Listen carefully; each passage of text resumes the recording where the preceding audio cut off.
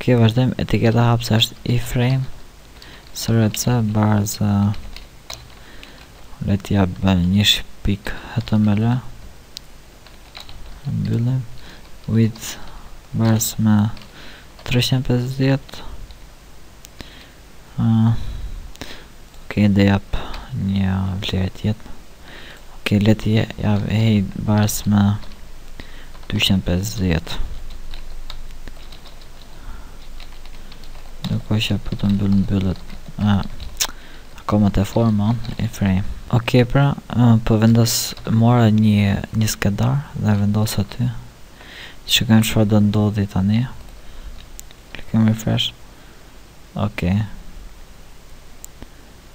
Atëherë ju të thoni nga është marrë kjo form. Unë këtu kam vendosur një skedar të emërtuar 1.html dhe këtu kemi index.html që po të punojmë ne. Atëherë në këtë skedarin në shfaqet kështu sepse ne nuk kemi momentalisht kodin CSS për të dhënë stilet, për të parë stilet. Shikojmë.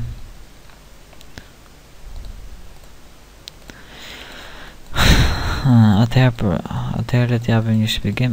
Iframe besohet se ajo është burimi source 1.html, width është qerësia ndërsa height është lartësia. Atëherë këtu ne mund të vendosim edhe një faqe tjetër, për shembull http://google.com.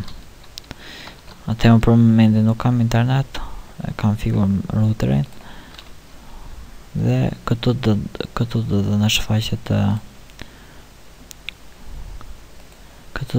shfaqet google.com.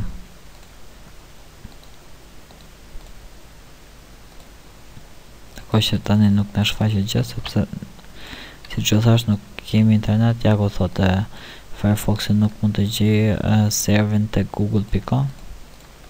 Do thotë që google.com është e futur këtu. Ok, kaq për sa i përket iframe. Faleminderit që më ndoqët. Mos harroni të bëni subscribe tek akaunti im në YouTube dhe gjithashtu vizitoni dhe newtirana.com për videot më të reja rreth HTML-s. Faleminderit që më ndoqët.